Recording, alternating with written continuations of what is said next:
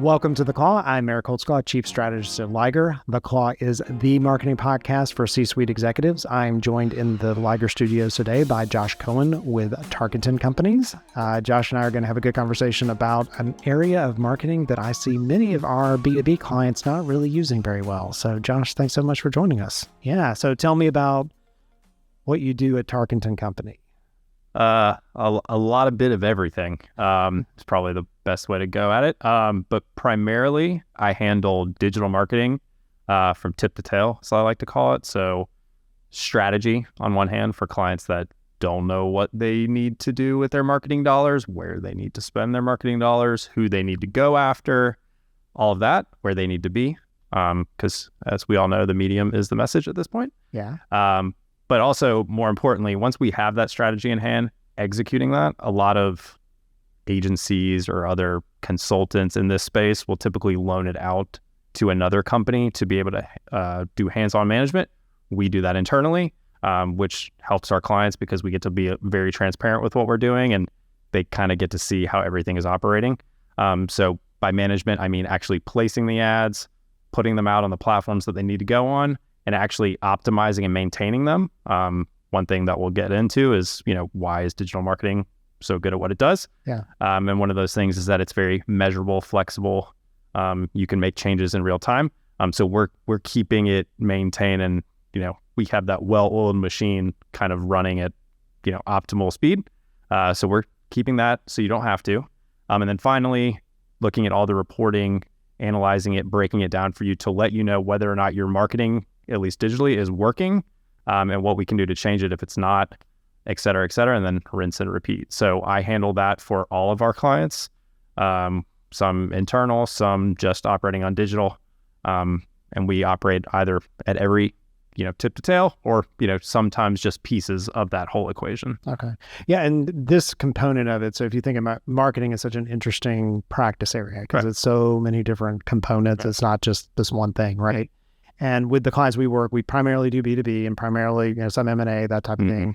And what's an interesting difference between B2B to B2C is B2C understands what you do very well because they use that lever all the time. So like if you're on Instagram during Christmas, it's it's basically the only way that my family has any Christmas gifts because I'm just like, oh cool, yeah, I'll buy that, right, whatever. But that's a social platform. So I do want to kind of talk through some of those. So as you think about B2B though, B2B, what I've learned and part of our relationship with you is understanding how to get them outside of just always relying on organic. Like that's 100%. They're like, oh, we'll just do it this way, which is great. It's a good long-term play, but it's like just investing in bonds. Like that's all you have is a bond component, right? Yeah. And so when we start to talk about this world, the world that you're in, give us some common terms because I think people say the wrong things, right? Like they're like social media ads and display ads and this, that. Like, so what is some definition of common terms you might hear? So I think first, one of the good things to look at is what does the digital marketing landscape kind of just look like? When I say digital and there's traditional, a lot of people still live in that traditional world. That world's never going to go away. It's always going to be there. But by traditional, I mean your print, your radio, your static billboards on the highway, cable television ads, you name it, newspapers, yellow pages, all that good fun. That's not going away. However, over the past 5-10 years, that went from 2/3 of all ad spend to now 1/3 of all ad spend. Now digital is where it is. And not only has it flip-flopped the percentage, the amount that people are spending on digital in general has double, tripled, quadrupled. So it's only going up. So it's become 2/3 of the pie and more money even in general of the pie. Okay. So it not just in this country, but just internationally as well. But as for the digital marketing landscape, I kind of break it down into 4 sections. Okay. Number one is your social media. That includes your Facebooks, Instagram, LinkedIn, Twitter, TikTok, Snapchat. They're all, everyone's on them all the time. They're important. They may be a little bit more important for B2C than B2B. Maybe not so much LinkedIn. That's still pretty bread and butter for B2B. It's where everyone puts their jobs and, networks. It's definitely where you show up when you need a job, right? Yeah. Correct. But either way, it's a very passive kind of form of advertising. I'm not saying not knocking it, but it's I'm just scrolling along and hopefully something nudges me enough for me to do something. Okay. So there's that. Then you have search advertising, which everyone's very familiar with. You go into Google or Bing, but you go and you search for, pizza place near me, and the top results page is going to tell you the best places near you, which is really good for businesses that don't have a national kind of presence, because, the big players, and this is where we get into the difference kind of between organic and paid. But the ones that have the biggest organic presence, the most popular, the most heavily trafficked, they're going to show up at the top of the regular results. What is a new kind of fledgling company? Like, how are they ever going to appear, next to those in the organic results in a short amount of time? They're not. It's going to take years and years and money and content production and all of that. But running paid ads, it's not a get-rich-quick scheme, but it is a way to hop the line, so to speak. You've sort of gotten VIP access to people's eyeballs. So search advertising, it's very more active. People are actively looking for something and you're providing them that answer. Granted, it's mostly text, not as visual or engaging. However, it is what people are looking for right this instant. So that covers those two. And then lastly, it's a big, scary term, but it's called programmatic. It is basically anything not included in the search or the social buckets. So if we think of that banner ad that's been following you around on you name it website, I was just talking about that, or it's just on that website. How is it continuing to follow me? That is a programmatic, what we call a display ad. Now, within that programmatic world, there is display. Those are just static banners. You've got native ads. They're ads that look like a piece of content on another site. They blend in seamlessly. You've got pre-roll video. So if you're on YouTube or watching, a CNN documentary on CNN.com and you get a 30-second pre-roll ad, there you go. The two most fun I like to think of are streaming audio and streaming TV, or just streaming video. We differentiated that with regular pre-roll video. Pre-roll video will typically be on something short content, like I'm watching a 5-minute video and I get a 30-second, ad, or an ad broken up. Streaming video would be more of like your Hulu, Netflix soon to come, things like that, where you have long form content. It's a lot more costly, but you are reaching larger groups of people because they're all watching similar types of content. And then lastly will be streaming audio. So those are your Pandora, your Spotify, etc. It's just a way for, people don't listen to the radio in their car. They listen to it on their phones. So you're just able to show up in the same place. And I think lastly is probably digital out of home. It's, billboards, airport, elevator, rotate. Correct. Yeah. Anywhere you are where there can be a billboard bought, no longer do you have to call a, outdoor rep. You call, you get in your laptop and you buy, placements in the Atlanta airport and so on and so forth. It just helps you manage your dollars a little bit better. But that's kind of the landscape. Okay. So a lot of terms going around in there. Yeah. So this is how I imagine your life.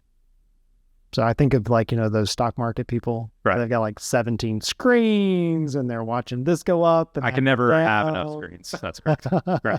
Yeah. Like it's an air traffic control. Like, where's this going? What's that look like? Right. How's that performing? Those... Well, back in the day, if you really think about it, and this still goes on, you have, I'll consult on a smaller company and they go, how do you do your advertising? They go, well, I take out spaces in the local paper, and I go, okay, great. I have a couple local TV spots. And then I have a billboard on, these exits. And they go, okay, how did they do? What do you mean, how did they do? I go, well, how much did you spend? X $1,000. Okay, do you know if you got a return on your investment? I didn't really think about it that way. Business seems fine. I'm like, has business ever not seemed fine? And you're also running that? And they kind of look at me kind of shameful, a little puzzled. And I'm like, I'm not here to discourage you from doing what you're doing. Clearly it's working. You're still in business. I get it. Right. But did you ever want to understand maybe exactly like I spent $1 and where that dollar went, at least a little bit more than you could currently? Right. And that sparks the light bulb. With that said, take that to where I am and I've got, 20 screens and I know where it's all going, where the money is and going in and going out. And I'm trying to make sure that I can always tell that client, your dollar went here and it came out there and then it's funneled back here. So yes, I live online at all times. Yeah. And all the reporting we get is, things being within range or, so it does feel very much, I talk about marketing spend very much like a financial advisor. They do call them traders. Yeah. That's a trade desk. That's right. That's where we operate. We operate on a trade desk. Yeah. Trying to manipulate algorithms and manipulate people. Yes. Well, that's what marketing is. Right. Propaganda at the end of the day, just with a better word. Buy me. Yeah. Because if you think about marketing and the clients that we work with, what we want them to do is trust us with their marketing budget. And then we're going to allocate it correctly across all the different things from bonds or kind of content and some of those kind of pieces. You want to be well diversified. Yes, well diversified. Right. But if you're missing this component, which is where I see a lot of companies, that's what they're not doing. And at least in my category is they're doing all the other stuff. Yep. And then they're like not doing this. It's almost hard to get them into this category, which is a really interesting, challenge, like getting them to adopt it because they're just not used to it. Yeah. And of course, there's always going to be some fear, trepidation over, not knowing what you don't know. Right. But I think, and we've talked about this a little already, but you bring up a good point, why do I even bother doing anything paid?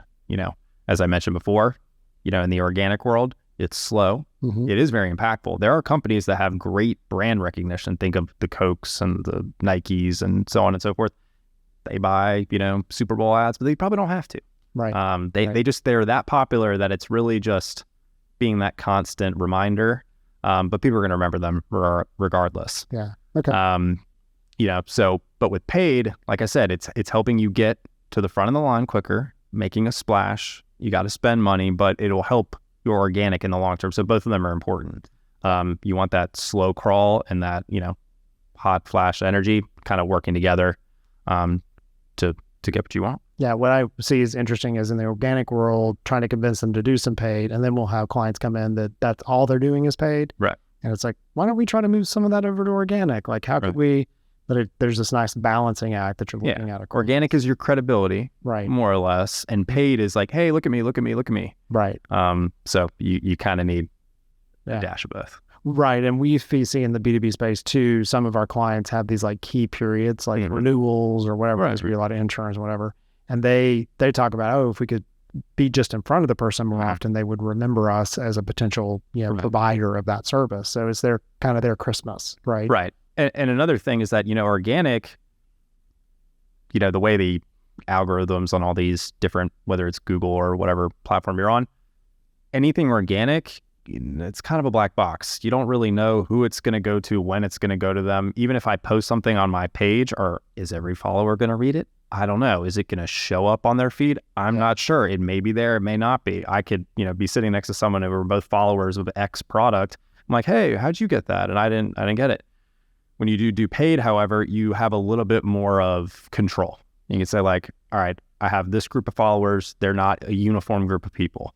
Maybe I will just hit this small segment and I can really control and really hit them over the head and get them to do what I want to do. I have a message just for you, not for everybody, for you. And you can cater to those people better. So it takes, the reins out of the internet gods, so to speak, and you kind of can, play God yourself. Well, and, some of these companies, they make money off being paid. So that doesn't hurt, right? Yeah, absolutely.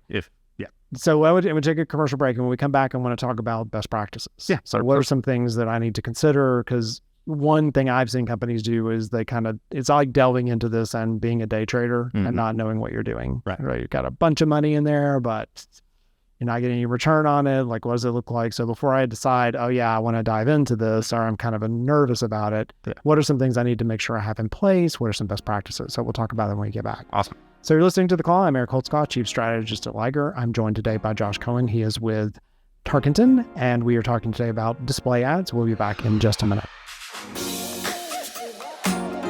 The Claw podcast is brought to you by Liger Partners. Liger Partners is a premier marketing firm where we save the world from boring, broken marketing. We get underdogs recognition because you deserve it.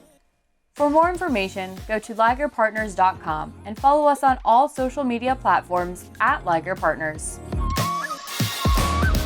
And we're back. You're listening to The Call. I'm Eric Holtzclaw, Chief Strategist at Liger. The Liger is the marketing podcast for C-suite executives. I'm joined today by Josh Cohen. He is with Tarkenton and does trafficking for us on ads. He has forgotten more about ads and ad trafficking than I've ever known in my entire life. So he's very good in this category. So before a company decides to get into this, what are either best practices, things you see them making mistakes? Like, like that, almost that like warning, like don't Right. do this, like make sure you're in this place before you decide. Because you can spend a lot of money very quickly and see absolutely no return on it. Correct. As I said before, digital is not a get rich quick scheme. It is a get richer quick scheme. It seems a little bit faster than, like I said, the organic types of strategies that you have. With that said, you have to have, I spend most of my time, rather than just managing on platforms and ad dollars, it's managing client expectations. That's mostly what I do. It's trying to keep them understanding of what we're doing and how we're doing it and why we're doing it.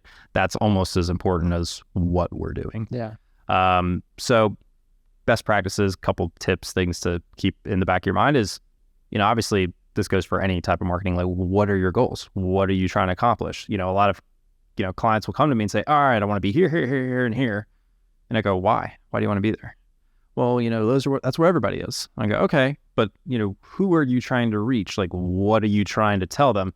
The medium is the message most of the time. So you don't want to just be everywhere for the sake of being everywhere. Now, look, I love to experiment and figure it all out. That's great with digital because you can run it for a week and figure out what sucks and what doesn't, and you can change it and move on. You can't do that with anything else. You're going to throw it up there and hope this works. Right. And we do that too, but we can at least pivot and shut it off and move it around and be flexible. So like in the organic world, we'll talk about a piece of content. We don't know for 4 to 6 months whether or not it's going to work because it gets a slow burn. Right. And we know almost immediately what, that is terrible. That's not going to do good. And there's a lot of things that we can do to manipulate it, to make it better. And like, hey, give it a week before you, shun it entirely. Yeah. With that said, setting those expectations, like what are your goals? And so a really good strategy is really important. So, I'll tell people that trade under me, I'll go, hey, spend a lot of time building this out. It's not going to be perfect. You're going to mess up. There's going to be changes you got to make. But if you set it up right, 80% of your job is done. If it's set up well and it's going to the right people, the right place, at the right time, you've already sort of won. Then the rest of it is just like maintenance. It's so funny how much of the world is that. Yeah.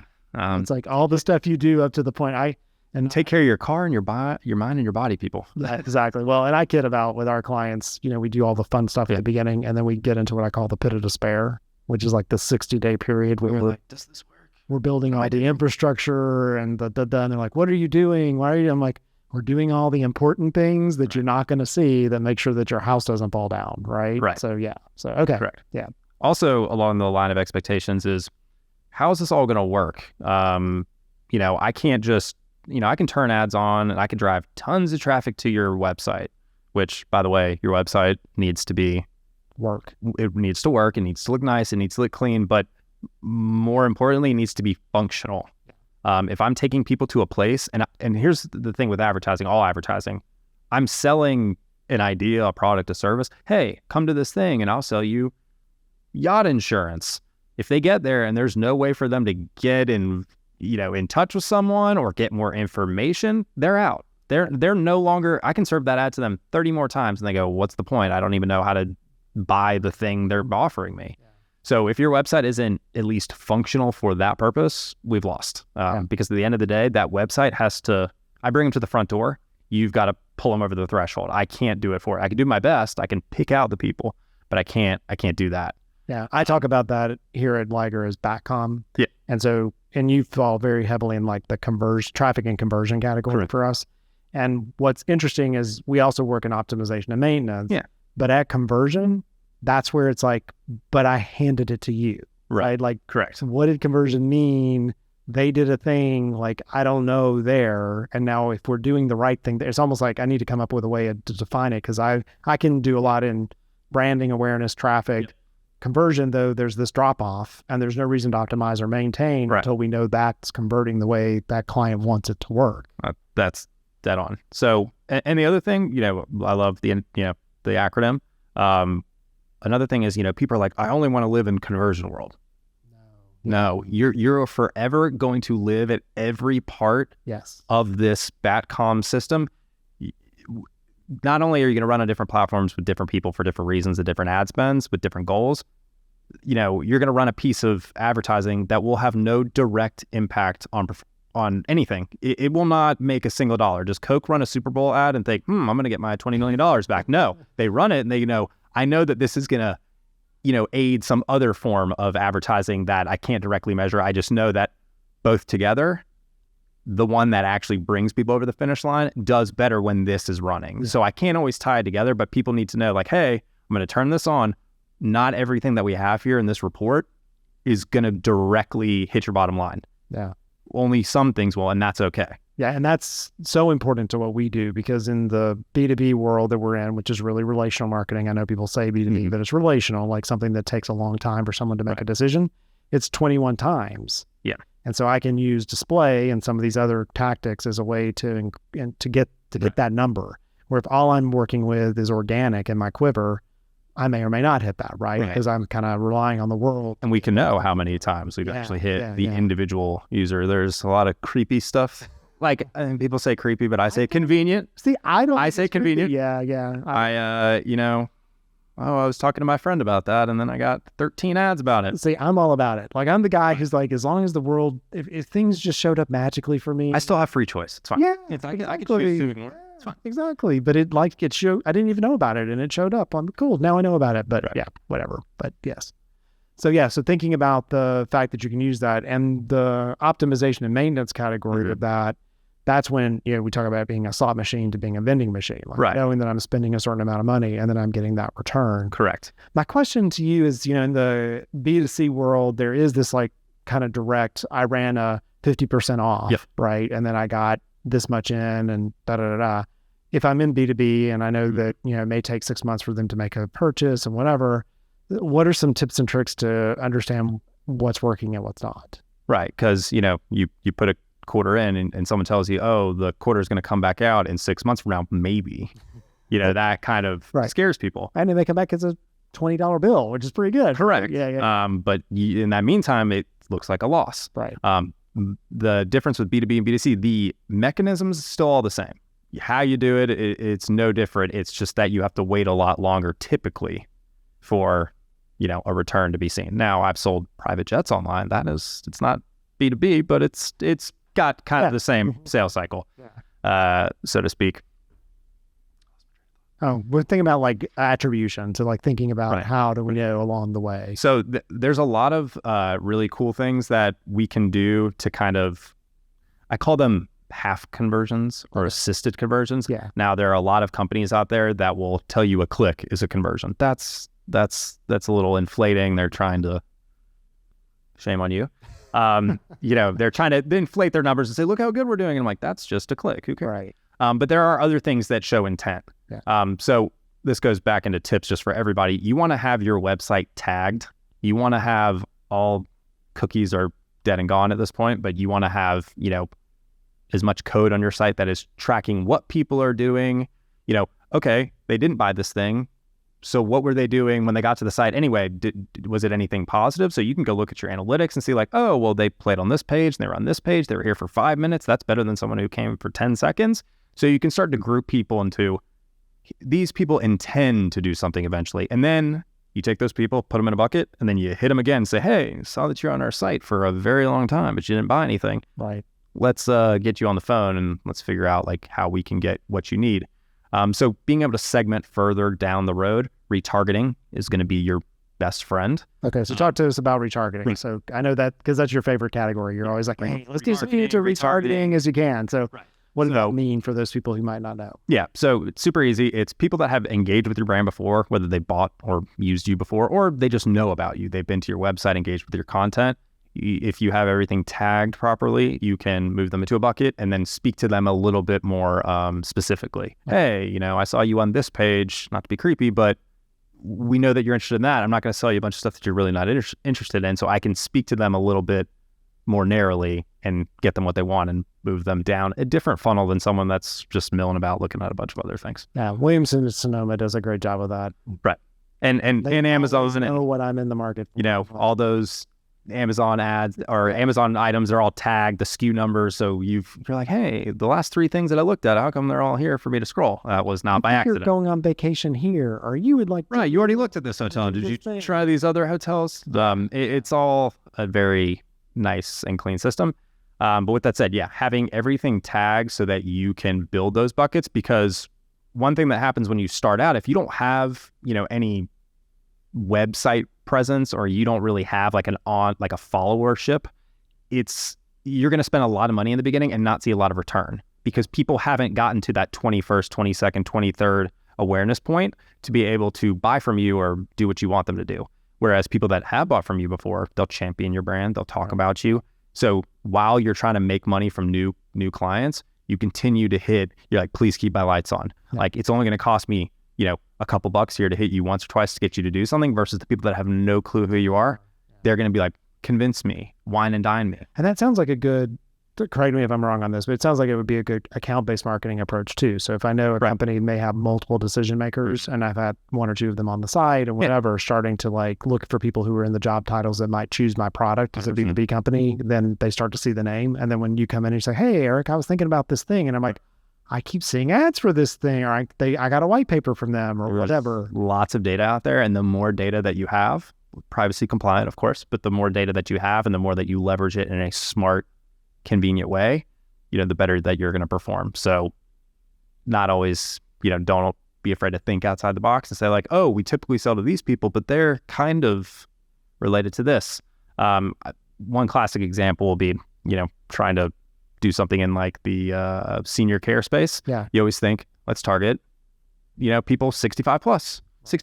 And I'm thinking, why don't you target their kids? Because they're the ones that are making the decisions. So somebody would, start to think, oh, I didn't even think of that secondary group that really is making the decisions here. So always kind of look to the left and the right of who you want to reach and see, like, is there someone else that people talk, word of mouth is still a thing. Who's going to help, push this too? Yeah, I did a huge study on social media, and there are like 17 different personas, and some of them are always in person and some of them are always digital. Right. And so to make them work, you have to find the transitional people who talk to them, right? So like, what does that look like? Well, very interesting. So I think the one thing that I've learned in working with you is that you may think as a company that you can do all of the marketing things. Like, you can build your own website, you can create your own content, maybe you can work on SEO.